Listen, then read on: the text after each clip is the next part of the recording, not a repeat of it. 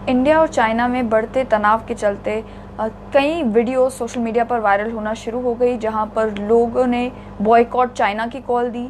Hashtag trend होना शुरू हो गया सोशल मीडिया पे और लोगों ने अपनी वो वीडियोस डाली जहां पर वो एलईडीज तोड़ रहे हैं, अपने मोबाइल फ़ोन्स तोड़ रहे हैं, यानी कि वो सारे प्रोडक्ट्स जो मेड इन चाइना है उन्हें तोड़ रहे हैं और उसकी वीडियो डालकर ये कह रहे हैं कि हम चाइना को बॉयकॉट करेंगे। इसी के चलते हमने सोचा आप तक पहुंचाए कि क्या बॉयकॉट चाइना को बॉयकॉट करना इतना आसान है। केवल चाइनीज़ जो कंपनीज हैं उनकी इन्वेस्टमेंट इंडिया में टेलीकॉम सेक्टर में ही नहीं है, केवल इन इक्विपमेंट्स में ही नहीं है, बल्कि और भी कई सारे सेक्टर्स हैं जिनमें पिछले कुछ सालों में चाइनीज़ कंपनीज की इन्वेस्टमेंट दुगनी नहीं तिगनी बढ़ चुकी है। सबसे पहले मैं आपको ये बता दूं कि ब्रुकिंग्स इंडिया ये एक ब्रुकिंग्स इंडिया एक अफिलिएट है ब्रुकिंग्स इंस्टीट्यूशन का, जो कि वॉशिंगटन डीसी में बेस्ड कंपनी है। उन्होंने एक स्टडी कंडक्ट करवाई। उस स्टडी में ये मालूम करने की कोशिश की गई कि आखिर चाइनीज़ कंपनीज ने इंडिया में कितनी इन्वेस्टमेंट की है। तो 2 सालों की, यानी कि 2018 और 2019 की इन्वेस्टमेंट के ऊपर जब रिसर्च की गई तो ये मालूम चला कि चाइनीज़ कंपनीज ने, जितनी भी चाइनीज़ कंपनीज अभी तक इंडिया में इन्वेस्ट कर चुकी हैं, 2018 और 19 में टोटल इन्वेस्टमेंट जो इंडिया में की गई वो 9 से लेकर 10 बिलियन डॉलर्स है। इसमें वो इन्वेस्टमेंट भी है जो इन्वेस्टमेंट उन्होंने कर दी है और उसके अलावा जो इन्वेस्टमेंट उन्होंने अनाउंस की इन 2 सालों में वो भी इंक्लूडेड है। तो लगभग 1000 करोड़ डॉलर्स की इन्वेस्टमेंट जो है चाइनीज़ कंपनीज ने इंडिया में की है 2018 और 19 में। और जब आप सुनेंगे कि किन किन सेक्टर्स में इन्वेस्ट किया है तो आप भी हैरान हो जाएंगे कि क्यों केवल टेक्नोलॉजी ही नहीं बल्कि अलग अलग सेक्टर्स जैसा कि infrastructure, real estate, automobile, consumer durable यानी कि वो प्रोडक्ट्स जो कंज्यूमर्स एक लंबे समय के लिए खरीदते हैं। यानी कि जब आप किसी दुकान पर फर्नीचर खरीदने के लिए जाते हैं तो आपके माइंड में ये होता है कि ये फर्नीचर जो मैं लूँगा ये सालों साल जो है चलना चाहिए। इसी तरीके से जो चाइनीज़ कंपनीज ने जिन जिन सेक्टर्स में इन्वेस्ट किया है इंडिया में, उसमें कंज्यूमर ड्यूरेबल प्रोडक्ट्स भी एक हैं और उसके अलावा एनर्जी सेक्टर में भी चाइनीज़ कंपनीज ने इंडिया में इन्वेस्ट किया है। मैं आपको बता दूं कि 2018 में जिस सेक्टर में सबसे ज़्यादा इन्वेस्टमेंट चाइनीज़ कंपनीज ने की वो सेक्टर एनर्जी था, और 2019 की अगर मैं बात करूं तो सबसे ज़्यादा इन्वेस्टमेंट जो चाइनीज़ कंपनीज ने की वो इंफ्रास्ट्रक्चर में की।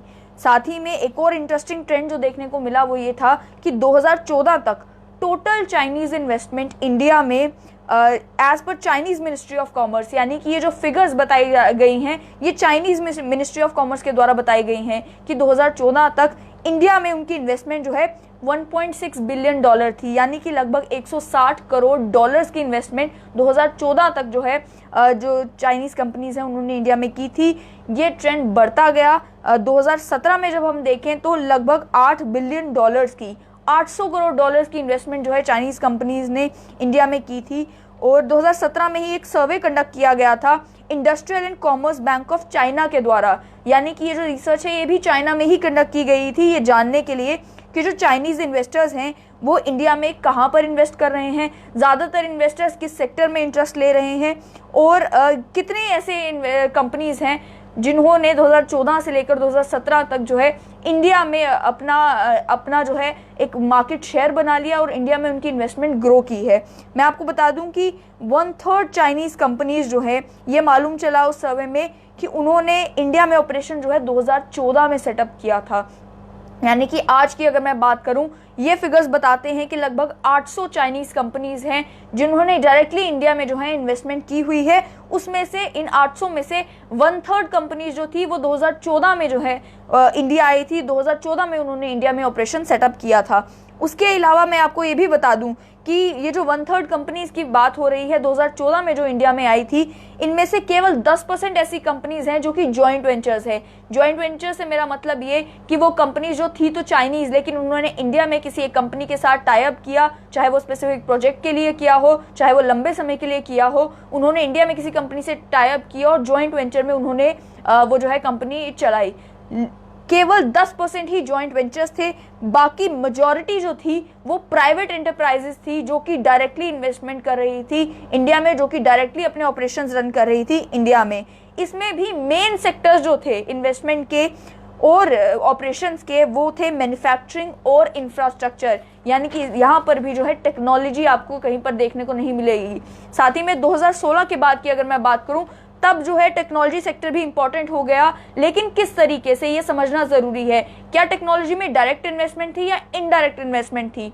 जब कंपनीज जैसे कि अलीबाबा और टेंसेंट, जो कि दो बड़े नाम माने जाते हैं वर्ल्ड मार्केट में भी, उन्होंने इंडियन स्टार्टअप्स में इन्वेस्ट करना शुरू कर दिया, यानी कि इंडिया में जो इंडियन एंटरप्रेन्योर्स थे वो स्टार्टअप आइडियाज़ को लेकर जब उसे स्टार्टअप आइडियाज़ को फ्लोट करते थे मार्केट में, उन्हें इन्वेस्टर्स की ज़रूरत होती थी, तो तब इन बड़े बड़े जो चाइनीज़ जायंट्स हैं उन्होंने इंडियन स्टार्टअप्स में इन्वेस्ट करना शुरू किया ताकि वो इंडियन स्टार्टअप्स भी ग्रो करें। इस तरीके से जो है चाइनीज़ कंपनीज ने इंडियन टेक्नोलॉजी मार्केट को भी जो है वहाँ पर भी अपनी जगह बनाई। साथ ही मैं आपको ये भी बता दूं कि उन्होंने रियल एस्टेट में भी, यानी कि जो चाइनीज़ कंपनीज हैं रियल एस्टेट में भी इन्होंने ट्राई किया इंडिया में आना, लेकिन वो इनके लिए थोड़ा मुश्किल हो गया। एक कोशिश थी वांडा ग्रुप की, जिन्होंने अनिल अंबानी के साथ डील करने की कोशिश की, लेकिन the deal didn't fall through. उसके अलावा हरियाणा में भी $10 बिलियन इन्वेस्ट करने की कोशिश की गई वांडा ग्रुप के द्वारा ही, लेकिन इट डिडंट टेक ऑफ। साथ ही में मैं आपको ये भी बता दूं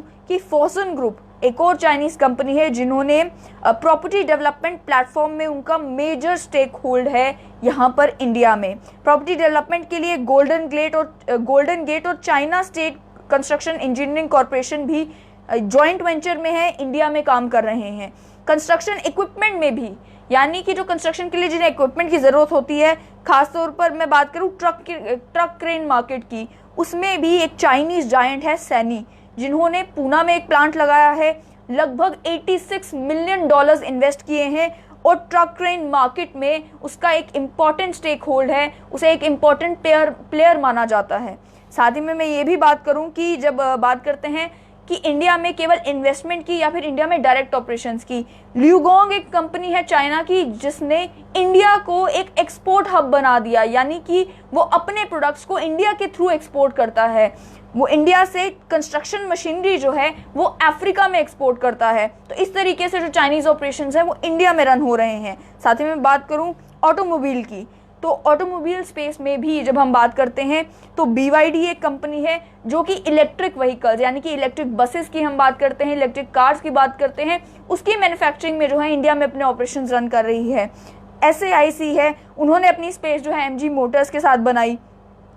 टेलीकॉम और इलेक्ट्रॉनिक्स मार्केट में भी बात करते हैं। जहां तक बात है मोबाइल डिवाइसेस की, यानी कि कंज्यूमर जो प्रोडक्ट्स होते हैं टेक्नोलॉजी के, हम अपने जो मोबाइल फ़ोन्स इस्तेमाल करते हैं उसमें भी ज़्यादातर जो प्रोडक्ट्स इस्तेमाल होते हैं इंडिया में वो चाइना की हैं, चाइनीज़ कंपनीज के द्वारा बनाए गए हैं। या तो वो एंटायर प्रोडक्ट चाइना का होगा, या फिर आप जो आम फ़ोन भी इस्तेमाल कर रहे हो चाहे वो मेड इन इंडिया क्यों ना हो, उसमें भी कई बार ऐसा होता है कि जो पार्ट्स इस्तेमाल हो रहे हैं वो चाइनीज़ कंपनीज के बनाए हुए हैं। उसके अलावा मैं बात करूं, चाहे आपने जो कंपनी जिस कंपनी का आप मोबाइल खरीद रहे हैं वो कंपनी चाहे US की होगी, लेकिन उस फोन को असेंबल करने का काम जो है वो चाइना कर रही होगी, क्योंकि चाइना है लाइक वर्ल्ड्स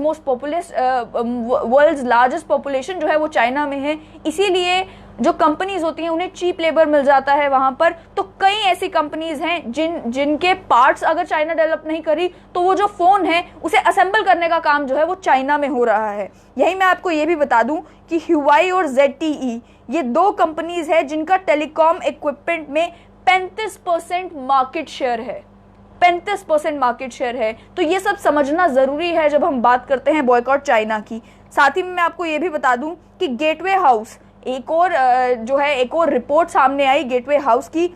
इसमें ये बताया गया कि इंडियन स्टार्टअप्स में चाइनीज कंपनीज ने लगभग $4 बिलियन जो है वो इन्वेस्ट किए हैं। $4 बिलियन इंडियन स्टार्टअप में इन्वेस्ट किए हैं। अब जब आप सर्च करने की कोशिश करते हैं तो सोशल मीडिया पर, क्योंकि हम भी देखते हैं, तो ये देखने को मिलता है कई लोग कहते हैं नहीं हम इस ऐप का इस्तेमाल नहीं करेंगे, हम इस ऐप का इस्तेमाल करेंगे, ये इंडिया में बनाई गई है। लेकिन जब आप उसमें रिसर्च करना शुरू करते हैं, आप जानने की कोशिश करते हैं कि ये ऐप तो इंडिया में बनाई गई है, ऐप के जो डेवलपर्स हैं वो भी इंडियंस हैं, लेकिन इसमें इन्वेस्टमेंट कहाँ से हुई है, तो आपको कहीं ना कहीं से लिंक मिल ही जाएगा कि वहां पर भी जो इन्वेस्टमेंट की गई है वो किसी चाइनीज कंपनी के द्वारा की गई है।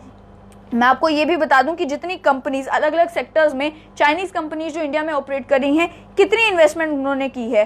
ऑटोमोबाइल सेक्टर की मैंने आपके साथ बात की कि SAIC एक कंपनी है जिन्होंने लगभग अभी तक $288 मिलियन जो हैं वो इंडिया में इन्वेस्ट किए हैं। उसके अलावा हायर जो कि एक कंज्यूमर ड्यूरेबल में इन्वेस्ट करते हैं, उन्होंने $528 मिलियन अभी तक इंडिया में इन्वेस्ट किए हैं। ह्यूवाई की जहां तक बात है, टेलीकॉम सेक्टर के साथ इनका ताल्लुक है, $312 मिलियन इन्होंने अभी तक इन्वेस्ट किए हैं इंडिया में। मीडिया की मैं बात करूं, ये भी कंज्यूमर ड्यूरेबल सेक्टर के साथ एसोसिएटेड कंपनी है, $115 मिलियन इनकी इन्वेस्टमेंट है। ये इन्वेस्टमेंट कंबाइंड इन्वेस्टमेंट है, यानी कि वो इन्वेस्टमेंट जो ये कर चुके हैं या और साथ ही में वो इन्वेस्टमेंट जिसकी अनाउंसमेंट ये कर चुके हैं, यानी कि जो आने वाले सालों में होने वाली है। ओप्पो की अगर मैं बात करूं तो ओप्पो और वीवो ये दो ऐसे नाम हैं जो आपको इंडिया में किसी भी, अगर आप किसी से भी बात करने की कोशिश करेंगे तो उन्होंने ये नाम जरूर सुना होगा। मोबाइल कंपनीज हैं, बहुत ही पॉपुलर मोबाइल कंपनीज हैं ओप्पो और वीवो, दोनों चाइनीज कंपनीज हैं। इसमें मैं बात करूं ओप्पो की जहां तक बात है, $1070 मिलियन की इन्वेस्टमेंट इंडिया में जो है ओप्पो की है, और उसके अलावा वीवो की $619 मिलियन इन्वेस्टमेंट जो है वो इंडिया में है।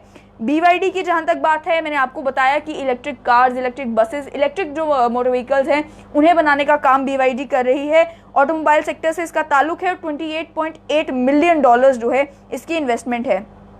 स्टेनलेस स्टील, आप हैरान हो जाएंगे सुनकर कि सबसे ज्यादा इन्वेस्टमेंट जो किसी चाइनीज कंपनी की अभी तक देखने को मिल रही है वो स्टेनलेस स्टील में है। $3000 मिलियन की इन्वेस्टमेंट जो कि सिंगशान होल्डिंग्स ने की हुई है। उसके अलावा CRRC जो कि रेल ट्रांसपोर्टेशन सेक्टर के साथ ताल्लुक है, जिसका उन्होंने $68.4 मिलियन की इन्वेस्टमेंट जो है वो इंडिया में की है। उसके अलावा जिंजिंग ग्रुप जो है स्टील, आयरन और पैलेटाइजेशन के साथ, इस सेक्टर के साथ इनका ताल्लुक है, और $1250 मिलियन की इन्वेस्टमेंट इंडिया में कर चुके हैं। फोर्सून रियल एस्टेट, मैंने आपको बताया इसके बारे में भी, $115 मिलियन की इन्वेस्टमेंट जो है वो फोर्सून ने की है। उसके अलावा गोल्डन ग्रेड प्रॉपर्टीज ने रियल एस्टेट में $360 मिलियन की इन्वेस्टमेंट की है। और जहां तक बात है एनर्जी सेक्टर का, रिन्यूएबल एनर्जी सेक्टर का, तो लोंगी सोलर ये एक कंपनी है, चाइनीज कंपनी है, जिन्होंने अभी तक $224 मिलियन की इन्वेस्टमेंट जो है वो की है। बहुत आसान है सोशल मीडिया पर हैशटैग लगाना और कहना बॉयकॉट चाइना, लेकिन जब आप इस पर रिसर्च करना शुरू करेंगे, आप समझने की कोशिश करेंगे कि कितनी इन्वेस्टमेंट अभी तक चाइना कर चुका है इंडिया में, या फिर जिन इंडियन स्टार्टअप्स में चाइनीज कंपनीज में इन्वेस्टमेंट की है, तो आपको समझ में आएगा कि इस इकोनॉमी की क्या इंट्रिकेसीज है।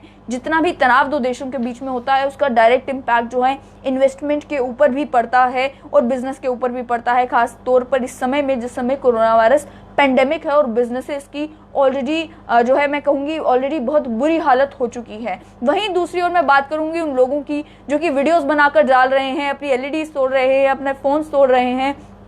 तो इसमें यह समझने की जरूरत है कि जिस LED के लिए, जिस फोन के लिए, जिस प्रोडक्ट के लिए आप ऑलरेडी पे कर चुके हैं, उसे तोड़कर आप किसी चाइनीज कंपनी का कोई नुकसान नहीं कर रहे, आप अपना नुकसान कर रहे हैं, क्योंकि उसकी पेमेंट जो है वो ऑलरेडी उस कंपनी को मिल चुकी है। उस कंपनी का कोई ताल्लुक नहीं है कि आप उस फोन को तोड़ दें, आप उसे फेंक दें, आप उसे किसी को दे दें, कोई ताल्लुक उससे नहीं है, क्योंकि उन्हें जो उनके इन्वेस्टमेंट का रिटर्न मिलना था वो उसी समय मिल गया जिस समय आपने वो फोन खरीदा। अगर तो ये सिंबॉलिक जेस्टर्स है, ये दिखाने के लिए है कि देखें हम अब चाइनीज प्रोडक्ट्स इस्तेमाल नहीं करेंगे, आप भी इस्तेमाल ना करें, तो फिर इसमें बहुत ज्यादा सोचने समझने की जरूरत होगी, क्योंकि कई आप एप्स अनइंस्टॉल कर दे वो बहुत आसान है, लेकिन अगर आप कोई नया फोन भी खरीदने जाएंगे आपको नहीं मालूम कि उसमें जो पार्ट इस्तेमाल हुआ है क्या वो चाइना का है, क्या वो चाइना का नहीं है। आपको नहीं मालूम कि एनर्जी सेक्टर में या कंज्यूमर ड्यूरेबल सेक्टर में या फिर कंस्ट्रक्शन में जितनी इन्वेस्टमेंट चाइनीज कंपनीज ने की हैं उसे आप किस तरीके से बॉयकॉट कर पाएंगे।